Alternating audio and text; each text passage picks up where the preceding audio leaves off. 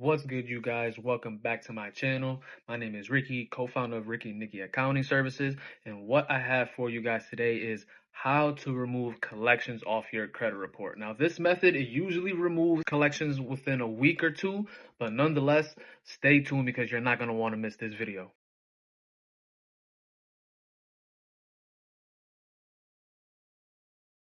All right, you guys. So a lot of people online like to talk about how they can get everything removed off of your report, this, that, and the third. But today we're going to be going over how to remove a collection step by step. So there's going to be two websites you're going to be logging into to get this done. So the first one, so before I even get to that, you've been rocking with me, and you've been following me, and you've been a supporter, you know that I do all my disputing with the CFPB. Now with collections, there's an extra step because we will be going to CFPB, but we got to go somewhere else first.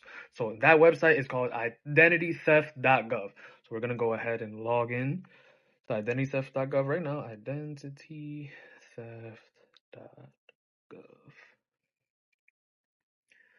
Yeah, I just ordered myself a new keyboard and stand for my iPad. I've been doing a lot of work on my iPad. So once you get to the main screen of identitytheft.gov, you press get started. The first tab you see where it says I want to report identity theft, you're going to go ahead and click that.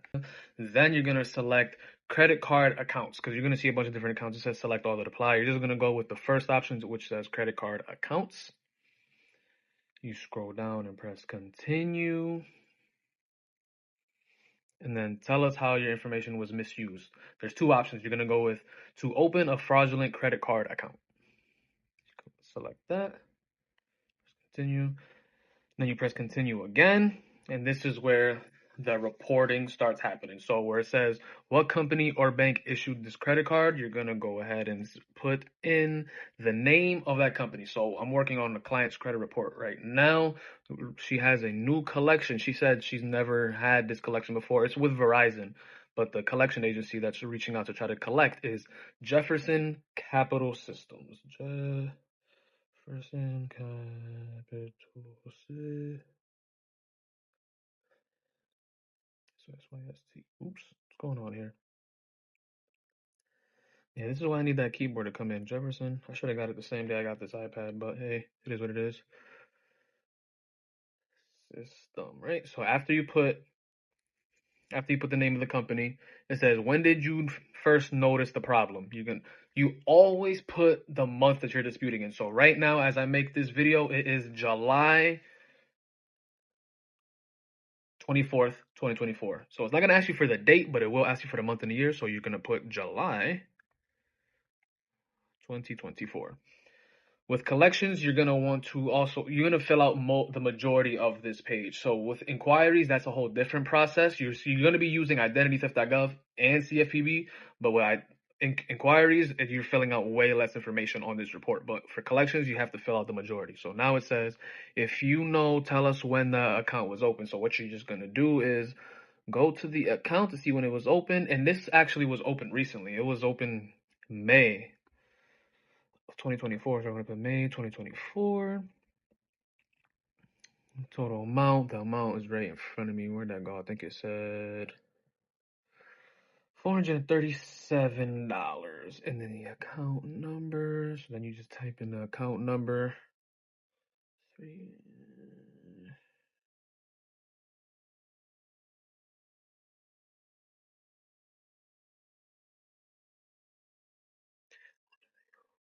Yeah, I like doing it this way. Like I always hide my clients' like personal information, but I like doing it this way so you guys can visually see somebody going through the disputing process. Because when I do see people post things like this, they're just doing an example and then they just don't even put actual, like they just put false information and then they just say they don't even click through or press submit. They don't go through that process. They just say do this, do this, do this, and then they don't ever even show you results. I'm going through a real life dispute with a real life with real life accounts. So and if you follow me, matter of fact, go follow me right now on Instagram. I'm gonna put it right here. It's Ricky_Nikki_accounting. If you follow that page, you will see all of my results. I post results damn near every day. It's usually every other day, but it's pretty much every day that you see results. So yeah, the account number is the last thing that you put on this page. So the rest, you just scroll down, you press continue. Now you start inputting your information. So right here is where I'm gonna stop. So I'm not gonna have you see my client's information, but I do want you to see one portion. So I'm gonna just put in the name, and I'll just edit it out. You put in the name, and you put in a cell phone number because you're gonna have to put a cell phone number so they can verify. The landline, get my code. So once you put that, you put your phone number, you put that it's a landline or whatever. So let's try that again. Get my code. Okay, so it's usually you have the option to choose a text or a call. Right now, it's only giving me the call option. So let's go ahead.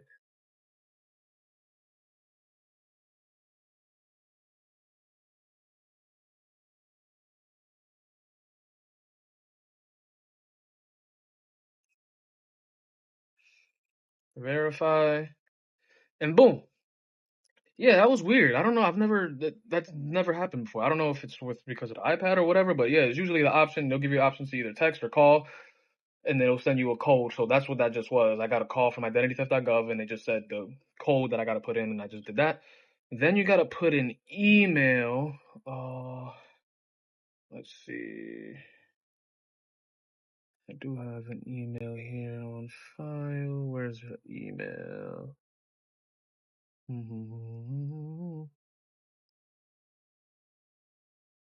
Boom, there we go.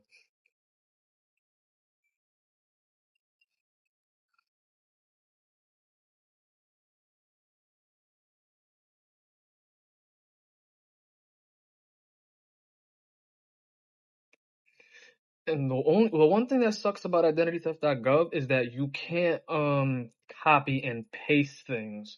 So you literally have to type everything out, no matter what step it is. Because like right now it says enter your email and then please confirm your email. I would have just copied and pasted it to the bottom, but they don't let you do that.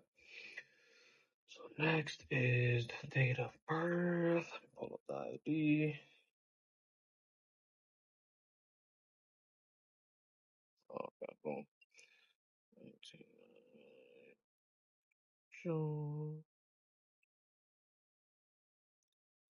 Street address. Got that right here.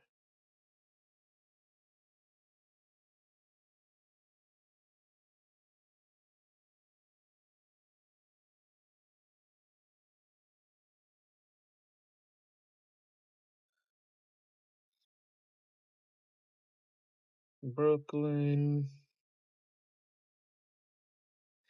New York.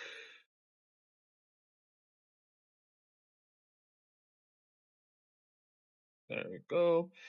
And now where it says, what I just did, I put in the date of birth and the current mailing address. The next question it says, you have lived at this address since, and you put the month and the year. You don't want to put that it's like a new address because they want to see like consistency, and if they see it raises red flags if you're always moving and having different addresses. So you want to keep your address, but at least 3 years. I usually put 5, but at least the minimum you should do is 3. So we're gonna put 2020. She said she moved in March, so boom. Has this victim's legal name or address changed since the theft occurred? No. Is the victim a military service member or veteran or spouse? If you are, then put yes. If not, then just put no, and then you press continue. Do you know anything about the person who stole your identity? No, not at this time. You're always going to put that. Credit bureaus. Have you received a copy of your credit report? Yes. Where the fraudulent accounts included on your credit report? Yes. Now here, this is where you can actually get extra things removed off your report. So a lot of my clients, they want credit repair so they can access business funding. And those of you who know that when you're trying to get business funding, your personal information on your report needs to be clean. As in, there can only be one name, one address, one employer, one social, one date of birth. Everything has to just be one. You can't have a whole bunch because it raises red flags to these lenders because they're like, who is this person? Why do they have so many addresses? If I lend them this money, are they gonna default and I'm not gonna be able to find them because they're all over the place. So you just raise a red flag and they want somebody who is trustworthy. So you just want to always have one of everything. So right here is that where you get the opportunity to remove some addresses. So she wants one of her addresses removed, and she also has an extra. She got 2 names here too. All right, so we're gonna do name. We're going to do address, employment information, and yeah, as you can see, it says social, date of birth, name, address, phone numbers, employment information, and then none of the above. So we're gonna be doing those 3, and then that's when you list them out. As you can read right there, it says list incorrect names, use commas to separate, list incorrect addresses. Now where it says company name, I'm going to be making a video on how to remove inquiries, because that right there, that is strictly for inquiries. So you do not put anything there for when you're trying to dispute collection. So you move on from there, don't put anything. Have you requested a fraud alert from one of the 3 national credit bureaus? You put no. If you did, then you could put yes, but I always just put no, not yet. Law enforcement details, have you contacted your local police department? No. Data breach history, put no, and then debt collectors, no, and then you press continue. Now here, this is what you're going to type word for word. You can switch it up and make, but as long as it pretty much says what I'm about to show you, then you'll be good to go. So you're gonna put, I recently reviewed a copy of my credit report and noticed I had a fraudulent account. Please remove this account, comma. It is hurting my ability to obtain credit. Period. That's it. You only want to put 1 to 2 sentences max on this. And then, yeah, from there, you just scroll down and press continue. Now this is going to take you to the page to review it all, basic information, everything you just filled out, so it's not hard to do. You check the box on the bottom where it says, check the box to sign your identity theft report. I understand that knowingly making false statements to the government may violate federal, state, or local criminal statutes and may result in a fine, imprisonment, or both. So you're going to check that box. Yes. Finalize. That's fine. There we go. Now here it's going to ask you, do you want to submit and create an account? No, you don't want to make an account. It's not necessary. The only one you need to make an account on is the CFPB website, which we're going to be doing on the next screen. So you press no thanks, and then it's going to ask you again, without an account, you will not be able to update your FTC identity theft report. You don't need to. That's the point of CFPB. So you select submit without an account, press continue, and now is making your report. And boom, success. Your report is done. Now you're going to press download as a PDF. Okay, so once you download it as a PDF, you save it onto your desktop or whatever, anywhere on your screen where you're going to find it. And from there, that's when we go to the next website, which is the CFPB website. CFPB, yes, so just go on your Google search, type in CFPB. So once you get to the main screen of the Consumer Financial Protection Bureau website, you're going to, on the top right, you're going to select submit a complaint. On the next page, you scroll down and select start a new complaint. Now, if you're new to CFPB, you're going to be putting in your personal information to create an account. But if you've already done disputing through the CFPB, you're going to select where it says right here, already submitted a complaint or created your account. So you click that, and then it takes you to the screen where all your previous disputes were. If you're new to CFPB, it'll take you to the screen, but there's not going to be anything there, obviously, because it's your first time on the site. So from there, you press start a new complaint. And it's 5 steps on here. So what is the complaint about? You select credit reporting or other personal consumer reports. Scroll down and you select credit reporting. Pick next. And then on step 2, you're going to put the first option where it says incorrect information on your report. Information belongs to someone else, not mine. There's an error, and then you put where it says, have you already tried to fix this problem with the company? You always put yes, because if you put no, then it's going to stop the whole report, and it's going to send you to contact the credit agencies, and that defeats the purpose of doing all this. So we want to get this process done as fast as possible so we can get your scores boosted quick. Did you request the information from the company? Yes. And then on the last option where it says, did the company provide this information? You put no.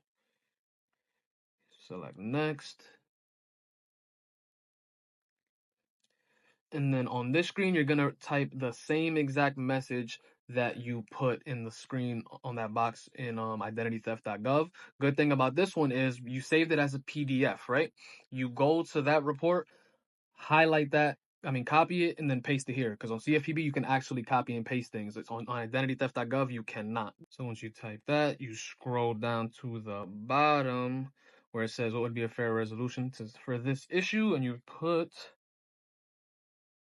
please remove fraudulent account. Period. Thank you. Short, sweet, and to the point. Now here, this is where you're going to be attaching some files. So you're going to be attaching 4 things: a picture of your ID, a picture of your social security, a picture of a proof of address with obviously your current address, and it must match your ID. And then you're gonna also attach the FTC report. Remember the one that you downloaded as a PDF? Those are the 4 things you're gonna upload. So then after you upload those 4 documents, then you move on to the next step. So after you attach those documents, you press next and go into step 4. Now, this is where you're going to select the company name. So with collections, you only want to dispute one bureau at a time. So you don't want to, like you with other things, like with charge-offs and whatnot, if a charge-off is on all 3 reports, then there's the option where you can select, if you scroll down, it says, do you want to complain about another company? You would select yes if it's on all the reports. But with collections, you only want to dispute one bureau at a time. You could dispute multiple collections on one dispute. The most you can do on one dispute is 5. Let me correct myself. 5 disputes per dispute. 5 collections per dispute. Excuse me. So 5 collections per dispute per bureau. So we're doing TransUnion right now. There's only 1 collection, but if she had 5 collections, we would do that's on her TransUnion. We would do all 5 collections on this one TransUnion dispute. So we're gonna type in TransUnion. You could put TransUnion Credit Reporting Agency. You could put that one, and then you're gonna click all 3 boxes for Social Security, date of birth, and name as it appears on your credit report. And you want to put it exactly how it's put on your credit report. Said 1 bureau at a time. So then you put no for do you want to just complain about another company? Put no. Select next. And it's gonna take you to step 5. Almost there, you guys. Almost there. It's tedious work, but if you follow the step by step, it will get removed off your credit report. I can assure you that. So here where it says who is submitting the complaint for you, who are you submitting the complaint for? Excuse me. It's gonna say myself or someone else. You always can select myself, because if you have somebody else doing it or report it as somebody else doing it, it gets thrown out as frivolous, and the dispute and the collection will remain on your report. But another thing, when you select myself, all of your personal information is going to pop up. So if you're new to CFPB, you need to input your current address. If you've already had an account with CFPB, you don't have to do anything. You could just scroll down to the bottom and select review. So it's myself. Scroll down, press review. And on this screen, it's going to show you your whole report, everything that you put, all the information that you put. You just go through it to see if it's accurate, if you missed anything. And you just scroll to the bottom. I'm already good money. I've done this hundreds of times. So you're going to select these 2 boxes on the bottom, though. And then from there, you submit your complaint and you are good money. From there, you pay attention to your email and your credit monitoring app. So whatever you use, you could use Credit Karma, Experian. Me personally, I use my FICO. I like my FICO the best. I feel like it's the simplest, and it also shows all 3 bureaus, which is dope. And it shows your FICO scores, which is what all the lenders actually want to look at. The Credit Karma only shows your Vantage score. Now, if you made it this far in the video, thank you for watching. This is not only going to help my channel grow, it's going to help a lot of more viewers see how to get collections removed off the report, because I always, always, always tell my clients and everyone that I interact with or have communications with, do not pay off any collections with your hard-earned money. Even if you pay off a collection, it will remain on your credit report, because the credit agency, they're not the ones reporting to the credit bureaus. It's the original creditor. So you can you can pay it off with that credit agency, but they're not going to give a damn. They're just going to collect that money and move on with their life.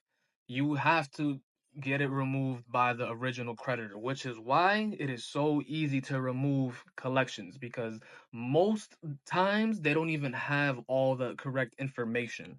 So that's why it's like, unlike charge-offs where you have to dispute back and forth with the credit bureaus, collections, you don't got to do all that. You do not got to have to do all that. So save your money, watch this video, and get the collections removed off your report. Thank you guys for watching. I hope you enjoyed. I'm going to be dropping more how-tos and a bunch of more videos on the way. I have a bunch in the tuck right now, already edited and everything. I just wanted to make sure I put this video out and a few other ones before I put those other ones out. You feel me? But again, thank you guys for watching. I hope you guys find some great value in this. And like I said, this is real life disputing, real life accounts, real life people. It's not anything like, oh, I heard this, oh, my friend told me this, oh, these are just made up. No, this is real life. And if you want to see the results from this, go ahead and follow me on Instagram right here, Ricky_Nicky_accounting. And I'm one more thing before we go. I need you to like, comment, and share, because we're trying to get this channel to grow. The more this channel grows, the more people that's being helped, and that's what we all want. We want this to be a better place financially for everyone, because everyone needs credit, and if you don't have credit, you're going to be stuck in a very hard situation, you know? We want to do better, and we got to get there. So thank you guys for watching again, and until the next video.